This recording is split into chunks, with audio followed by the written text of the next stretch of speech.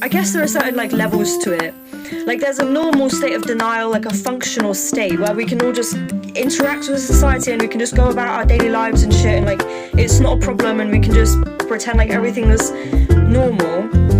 But then, you know, it can get really, really bad and you can end up in like a mental hospital and shit because you believe that like the CIA is in your walls, or I don't fucking know, but that just because there's like that level of severity in terms of like real psychotic, like believing the CIA is watching you and people being gang stalked and shit, that doesn't mean that like normal people aren't living in like some level of like delusionment. I don't know what the word is, like illusion, what's the word? Disillusion, sorry. Yeah, literally, TK, to be fair, I'm not even gonna lie, like you're kind of right. His story, even history, yeah, everything is like designed to keep us in denial about everything, including what we are as like human beings. Like even our own sense of self is conditioned into us. Like you're a human and this is your job to be a person. It's basically just being like this little slave of like a clog in the machine of society. Like you can't have your own opinions and you can't be passionate about what's right and wrong because then you're just being controversial and I don't fucking know, but I don't know. And it's funny because then you get someone like Jesus Christ, for example, and I know I shouldn't really use him as an example because it's like it's very, again, controversial, but or like just a lot of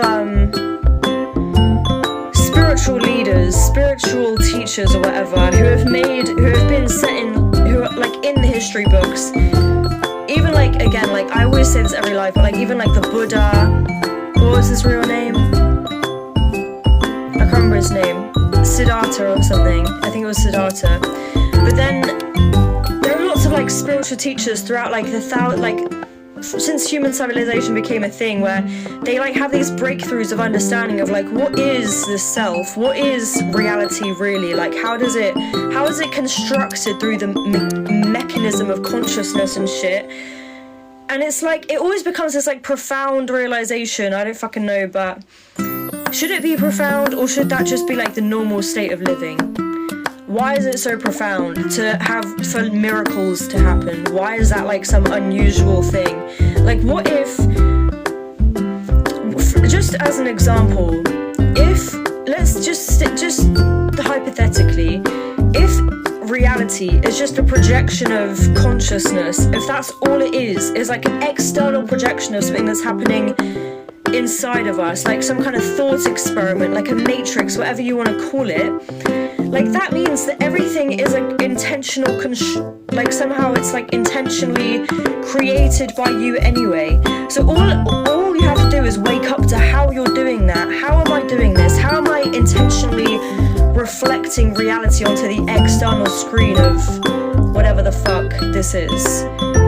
Maybe that's what these spiritual leaders did. Maybe they just knew how to do that. Maybe they just were aware of how they were doing that. Oh, sorry, I don't know.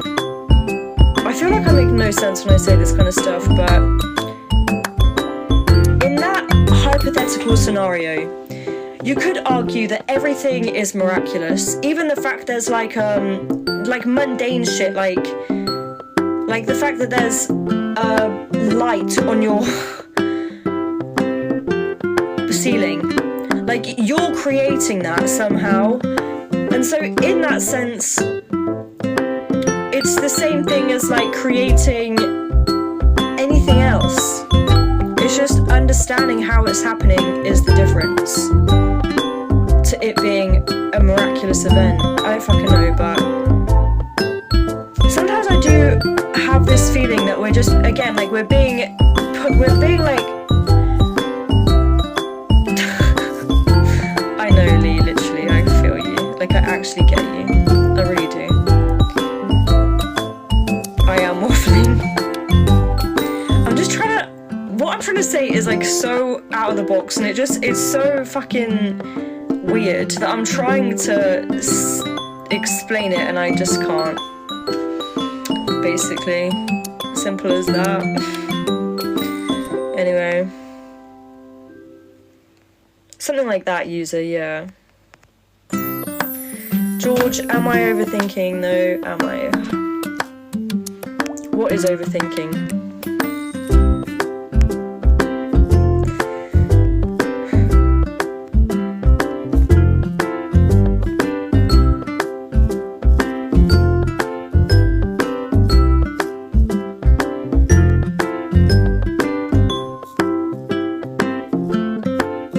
Yeah, the TikTok ban was so suspicious, I'm not gonna lie. That was so dodgy. Like, what? Why would you ban TikTok? Because China's stealing your data. What a joke. They think we're absolute morons. It's so funny. China's stealing your data. No one gives a shit about who's... Mark Zuckerberg probably knows where you... Like, every tiny... Like... Everyone's stealing your data, if you want to put it like that. These people think we're absolute idiots, like, seriously. Underthinking.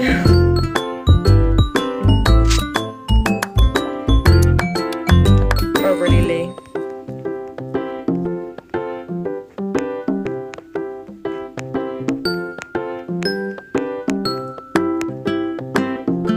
Yeah, Joe Rogan is... It's funny because I watched this interview with this person, just hear me out for a second, but he had like some trip on shrooms or some psychedelics, and one of his like trip realizations was like how important Joe Rogan was for like pushing out truth in our current culture. Like he had that revelation while on a hallucinogenic, like, I don't know, but it was some profound insight into reality, and that was it. Like, Joe Rogan is really important for communicating truth in our current day and age, and I actually believe that. I think that people like him are like essential to unbrainwashing the human race. Yeah, like the fact that he's willing to have like a 2-hour-long conversation with people who are so like open-minded about stuff and don't just, their intention isn't just to manipulate everyone into this I don't fucking know, but it's just refreshing, and it's like wonderful to see. I don't know, maybe I'm being too deep, but